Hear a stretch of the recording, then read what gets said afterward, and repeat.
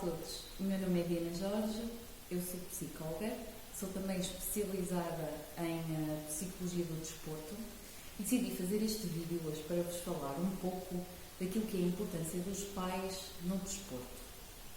Os pais têm sido um tema muito debatido e até muito promovido nos meios de comunicação social às vezes e diversas vezes pelos motivos mais errados, mas a minha perspectiva, vocês vão percebê-la daqui a pouco que eu vou explicá-la, não é de que os pais são os vilões no meio disto tudo.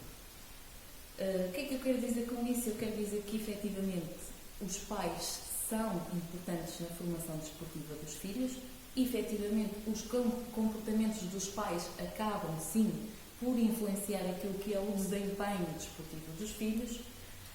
Tudo isso está estudado e bem documentado na literatura científica, portanto, quanto a isso não há dúvidas. Agora, aquilo que eu vos venho falar aqui é de que muitas vezes existe um excesso de culpabilização e uma ênfase muito grande direcionada para os pais dos atletas. Existe um senhor que ele se chama Uri Bronfenbrenner e esse senhor é o autor da teoria da teoria de uma perspectiva ecológica. O que é que isto significa e qual é a teoria deste senhor? A teoria deste senhor é que existem diversos fatores que podem afetar o desenvolvimento de uma pessoa ao longo da vida. Não só a própria pessoa é responsável pelo seu desenvolvimento, como também o ambiente direto onde a própria pessoa cresce, mas também as próprias relações que são estabelecidas entre os vários ambientes frequentados pela própria criança e até muitas vezes fatores indiretos de ambientes que não fazem parte do cotidiano da criança, mas que acabam por ter impacto no seu desenvolvimento. Nós estamos a falar, por exemplo, de que ambientes diretos, estamos a falar da casa, da escola, neste caso também do meio desportivo que a criança frequenta, e depois nós temos no meio disto tudo as relações estabelecidas entre esses ambientes, ou seja, nós temos a relação estabelecida entre a própria família e o clube, entre a própria família e os treinadores, entre a própria família e os pais de outras crianças. Todas essas relações, de certa forma, que não estão relacionadas com o próprio atleta, mas que acabam também por ter um peso fundamental naquilo que é o seu desenvolvimento enquanto atleta. Porque nós temos que pensar isto na perspectiva do desenvolvimento do atleta do futuro um bocadinho mais à frente. E com isto eu quero dizer que temos que olhar para isto das instituições desportivas também com olhos numa perspectiva muito mais sistémica do que temos vindo a fazer até aqui. Efetivamente nós temos 4 comportamentos que os pais podem adotar no que diz respeito ao desempenho desportivo dos filhos e àquilo que os pais podem adotar no caso de estarem a assistir a uma competição. Desses 4 comportamentos, nós temos 2 que são positivos e temos 2 que são negativos. Os 2 positivos que nós podemos ter são o encorajamento e o reforço, que podem parecer semelhantes, mas são diferentes, e temos depois a crítica e a instrução. Muitas vezes os pais não se percebem que as próprias instruções são um comportamento problema, mas mais à frente já vou explicar porquê. Agora, falar-vos um bocadinho da diferença entre o reforço e o encorajamento. O que é o encorajamento? O encorajamento é quando os pais estão na bancada a assistir ao desempenho dos filhos e o filho está prestes a conseguir alcançar um objetivo, daquilo que é os objetivos que ele terá para aquela competição desportiva, e então o pai vai encorajando até que ele consiga realizá-lo. Ou seja, muito bem, estás a ir bem, continua, tudo isso são encorajamentos. Depois nós temos o reforço, e este reforço já é quando o atleta consegue concretizar uma tarefa ou um objetivo a que se propôs.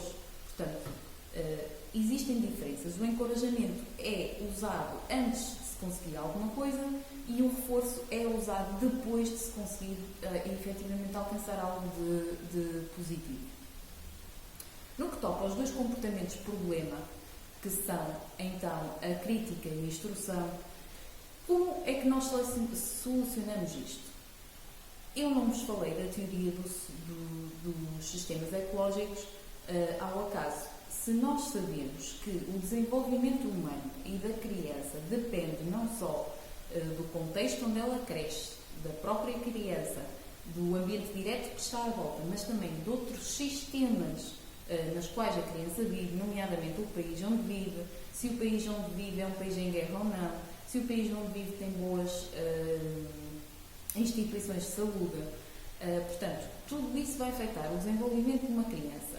E se tudo isso acaba por afetar o desenvolvimento da criança, por exemplo, o trabalho dos pais também, que é uma das coisas que acaba por afetar o desenvolvimento da criança, porque o tempo que os pais têm disponível para dedicar à criança também é variável e, nesse caso, também vai acabar por influenciar o seu próprio desenvolvimento. Portanto, o trabalho dos pais, que nada tem a ver com a criança, acaba por influenciar o seu desenvolvimento. Temos aqui uma perspectiva muito completa, a meu ver, e uma perspectiva que nós devemos considerar. E se tudo isso acaba por ser preponderante naquilo que é o desenvolvimento da criança, então nós temos de pensar também que, para solucionarmos estes problemas e estes comportamentos problemas dos pais no desporto, nós temos também que recorrer um pouco a este modelo. E temos de perceber os porquês dos pais. Porquê que os pais adotam este tipo de comportamentos? Muitas vezes não é porque lhes apetece, ou não é porque é algo fruto da sua personalidade.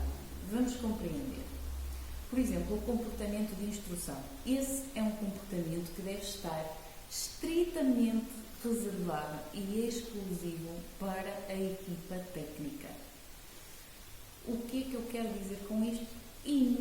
Eu quero dizer que o comportamento de instrução deve ser usado apenas pelos treinadores do próprio atleta e não pelos pais. Porque uma criança que está em desenvolvimento, primeiro ela vê tanto o treinador como o pai como uma figura de referência. Se ela está em jogo, se está a jogar, se tem duas figuras de referência que são importantes para ela, que lhe estão a dar indicações contrárias, que muitas vezes isto acontece, a própria criança entra num bloqueio, e é um bloqueio que tem a ver também com as suas emoções. A quem é que ela vai dar mais importância? Vai dar mais importância ao pai ou à mãe, ou vai dar mais importância ao treinador? São as duas figuras de referência para ela, então a criança tem que fazer uma escolha, e uma escolha que não é fácil para ela, porque ela vê essas pessoas como se fossem adultos para ela, são exemplares e que têm uma significância e importância. E então a criança bloqueia. Portanto, efetivamente, esse comportamento de instrução é penoso e é prejudicial ao desempenho desportivo dos atletas. Em relação à crítica, nós estamos a falar que esta crítica pode ser muito abrangente. Esta crítica pode englobar o próprio treinador, esta crítica pode englobar os coleguinhas de equipa, esta crítica pode englobar o próprio filho, esta crítica pode englobar os diretores do clube, pode ir mais longe até às ofensas ao próprio clube. É um comportamento por parte dos pais que pode ser direcionado em várias frentes. Então, nós, para solucionarmos isto, pegamos na perspectiva deste senhor mais sistémica e vamos então pensar de forma sistémica como é que nós podemos resolver estes comportamentos problemas dos pais. Porque não é só fazer intervenção com os pais que nós conseguimos solucionar estes problemas. Por exemplo, porquê que um pai dá instruções a um filho que está em competição? É importante nós percebermos o porquê. E isto pode ser por vários fatores. Pode ser porque o pai vê que realmente o treinador não dá instruções nenhumas. E aí nós estamos a falar de que o treinador deve ser muito bem trabalhado ao nível das suas competências de comunicação. porque o comportamento de dar instrução é um comportamento essencial para o atleta. No entanto, nós também sabemos que um treinador não deve passar o tempo todo a dar instruções ao atleta. Portanto, o próprio comportamento de instrução e a ausência de instrução por parte do treinador muitas vezes tem um motivo. E os próprios pais não conseguem perceber o motivo porque isto faz parte de uma metodologia de treino. E, portanto, esse comportamento de dar instruções não deve ser dar-nos continuamente instruções ao longo do jogo, todo o que o atleta tem ou não tem que fazer, chuta para a esquerda, chuta para a direita, faz isto, faz aquilo, mas também não devemos passar o jogo inteiro sem dar qualquer instrução aos atletas. Portanto, nós temos aqui um equilíbrio. Esta forma de comunicar e de dar instrução é importante para o atleta rever o seu desempenho durante a própria competição e rever e refazer muitas vezes os seus comportamentos que não estão a ser adequados e que podem efetivamente no momento serem melhorados, mas também não devemos passar o tempo todo a fazê-lo. Porquê que os pais o fazem? Muitas vezes se o pai vê que não há qualquer comportamento de instrução, então se calhar sente realmente necessidade de dar essa instrução ao filho. No entanto, como é que isto se soluciona?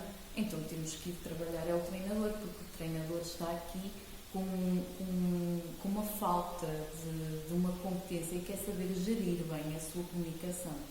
Portanto, nós podemos ir mais longe e sermos mais abrangentes a resolver estes problemas que acontecem no desporto e que afetam o desenvolvimento e a performance do próprio atleta. Em relação à crítica, por exemplo, ao próprio treinador, os pais muitas vezes fazem críticas ao próprio treinador. Os pais não estão por dentro daquilo que é o processo metodológico do treinador, não estão por dentro daquilo que é a filosofia de treino dele. E como não estão por dentro, muitas vezes nós costumamos dizer que tudo aquilo que nós não conhecemos e não conseguimos compreender. Como é que nós poderíamos solucionar isto? Como é que nós poderíamos arranjar aqui uma forma de trabalhar isto? Além de nós trabalharmos o próprio comportamento de crítica do pai, porque é essencial trabalhar com os pais, nós podemos também, por exemplo, os próprios clubes podem promover uma primeira reunião onde o treinador explique aquilo que é a sua filosofia, onde não entra em muitos detalhes acerca da sua metodologia, mas fala naquilo que é mais importante e naquilo que é fundamental da sua metodologia, para que os próprios pais, quando se deparem com uma situação em competição na qual tenham aquela vontadezinha de criticar, já sejam mais contidos e consigam perceber que realmente aquilo faz parte de todo um trabalho que o treinador tem vindo a desenvolver com os atletas e está a desenvolver com os atletas. Portanto, esta é uma perspectiva um bocadinho diferente, se calhar daquilo que vocês tinham pensado, mas é também muito fruto das reflexões que eu tenho vindo a fazer, sobretudo porque também já estive no terreno, na área do futebol, e tenho um bocadinho o contacto com estas realidades. E, no fundo, eu acho que é uma perspectiva que nós temos que valorizar, uma perspectiva mais sistémica, uma perspectiva mais abrangente, tentarmos solucionar aquilo que são os problemas que se passam atualmente no desporto.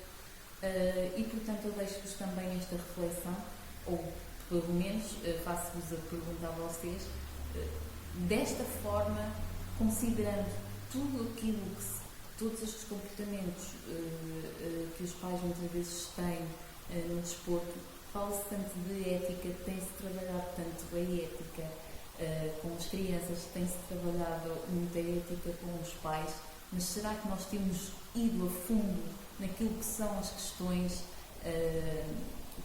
naquilo que são as soluções para estes problemas?